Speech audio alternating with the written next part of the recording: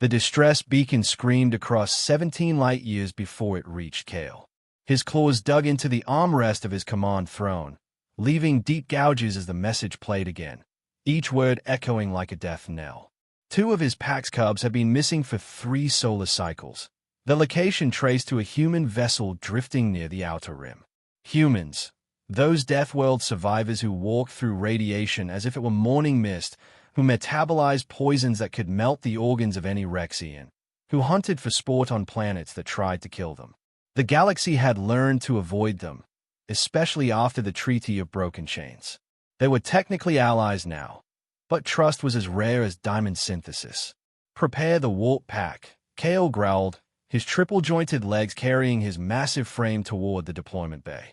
His silvered fur bristled with barely contained fury.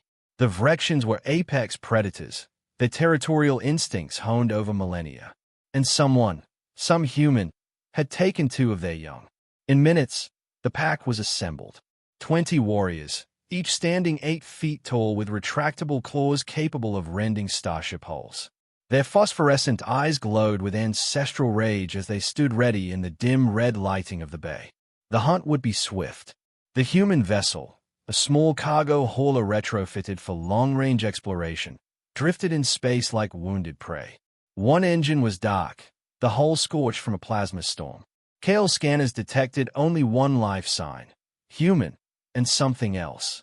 2 smaller signatures made his breath catch. The cubs were alive. "Breach protocol," Kale commanded. "Non-lethal until I assess the situation. But if that human has harmed them," his pack didn't need him to finish. They knew the drill. In seconds, they cut through the airlock with practiced efficiency, weapons drawn, movements synchronized like hunting parties of old. Inside, the ship was cramped for their massive frames. Emergency lights bathed everything in amber, creating an eerie uncertainty. Kale's keen nose picked up the scent immediately. The cubs were terrified but unharmed, and the human female was nearby, her scent strange but not aggressive. No fear, no hostility, just exhaustion.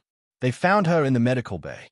The human, a female, was propped against a wall, dark hair matted with dried blood from a wound on her temple. Her left arm hung at an unnatural angle, clearly broken. Burns marked her flight suit, signs of her efforts to reroute power through failing systems. Over her chest, curled in a pile of borrowed blankets, slept the 2 cubs, his cubs. Kale's daughter, Lyra, with silver-tipped ears, had her face pressed against the human's collarbone, her whiskers twitching with the dreams that occupied her mind. The cubs slept soundly, their small claws retracted, their bioluminescent patterns pulsing gently with peaceful rhythm. The human's good arm rested protectively across them. Kale raised his hand, halting the pack. 20 weapons stayed trained on the scene, but no one moved. No one breathed. Then, the human's eyes opened slowly. Brown eyes, Kale noted, heavy with exhaustion but focused with surprising clarity. She didn't reach for a weapon, didn't try to use the cubs as hostages. Instead, she smiled weakly. And somehow, impossibly, she said, her voice strained but warm, "You must be Dad. Took you long enough." Kale's translator struggled with the casual human phrase, but the meaning was clear enough. Every muscle coiled, he took a step forward. "How did my children come to be on your vessel?" "Seren," she said, wincing as she shifted slightly, making one of the cubs mumble in her sleep. She immediately stilled. "Found them in an escape pod. Your ship was attacked by raiders 3 cycles ago. The pod's beacon failed. I found them, got them stable." Kale's eyes narrowed. The raiders had been brutal. A pack of pirates who didn't survive their mistake. But in the chaos, the escape pod had been launched, and the cubs had been trapped aboard. Seren had found them, brought them aboard her vessel, and kept them safe through a plasma storm and failing life support. She had sacrificed her own well-being to protect them. "You held them for 3 cycles," Kale said, his voice softer than before.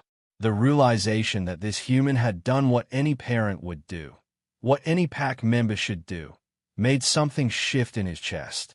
A recognition, ancient and deep, transcending species. Seren's expression softened. "Yeah, after the storm hit 18 hours ago, I lost my dockbot trying to keep the engines running. I couldn't fix everything, but I could keep them safe until you came." Kale looked down at his cubs. They were asleep, undisturbed by the world around them, their trust so complete that they didn't even stir when Kale carefully passed them to his second-in-command. He turned back to Seren. "We came for blood," he said quietly, lowering his voice so only she could hear. "We came to paint your ship with vengeance." Seren eyed him, her brown eyes filled with a strange mixture of sadness and understanding. "I figured," she said softly, "but we found something we didn't expect." Kale lowered his hand, and, for the first time, he truly saw her, this human who had protected cubs that weren't hers. His instincts, built on centuries of survival and blood, shifted.